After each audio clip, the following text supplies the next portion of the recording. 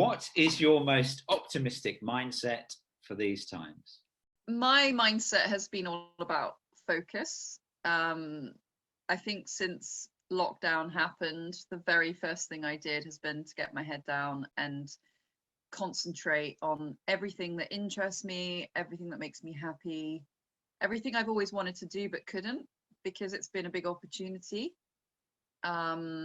And I think that's how I've got through. I didn't realize at the time, but looking back over the last nearly 12 months of this, that's what I've done. As someone diagnosed autistic, it's been great traveling actually right now, because there's a lot less sensory overload, there's a lot less people around, you get a lot more space. The travel experience at the moment, perversely, is actually quite pleasant. I went back and revisited lots of ideas that I'd previously had, and what I didn't realize was that I was sort of building up to creating a company. That came as a surprise to me as well as people around me. And so the reason I went and did research was one of my projects is an app. It is there to support autistic people with emotional needs. And I actually went to Sicily because it's an accessible tourism destination. They were promoting, well, what we thought was post-COVID travel, but it's not post because we're obviously still in this pandemic. But actually, it was a great opportunity because as I was packing for Sicily, I thought to myself, because I'm autistic myself, so I was going through the motions of changing my routine and going the other side of Europe and doing something I'd not done before. And I thought, this needs to be an app.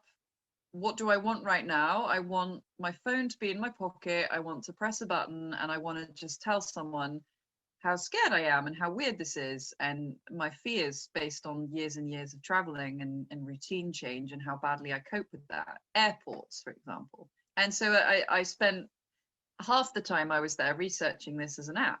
So the counselor resident in youth hostels became an app idea, which became angel investment, which became a research project for the first neurodiversity friendly call center in Britain.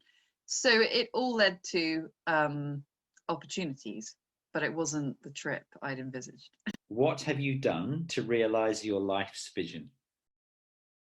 I think your life's vision is a distillation of everything you've ever done and the mindset that gives you, and then how you look at the world because of that. And so my vision, my life's vision, I think, if I distill everything I've ever done, has been to turn lived experience into support and help for other people who face the same challenges, who are diagnosed with some aspect of what is now called neurodiversity, so autism spectrum, ADHD, dyslexia, and epilepsy, Tourette's, and other things on that grid. I think my life's vision is to turn all the stuff I've been through to something of use, and I think that's helpful and cathartic and visibly a good foundation for a business, because the reason the business is getting so much enthusiasm is because there aren't many autistic people designing products and services for autistic people.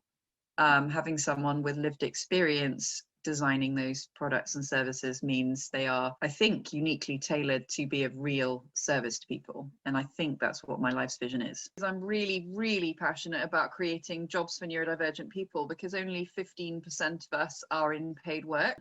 It means endless creativity. It means thus far one project becoming 5 already. So at the moment I have an app, a clothing and accessories range being developed by Rashmita Alam and Mana Majeva over in Toronto, who are inclusive fashion designers.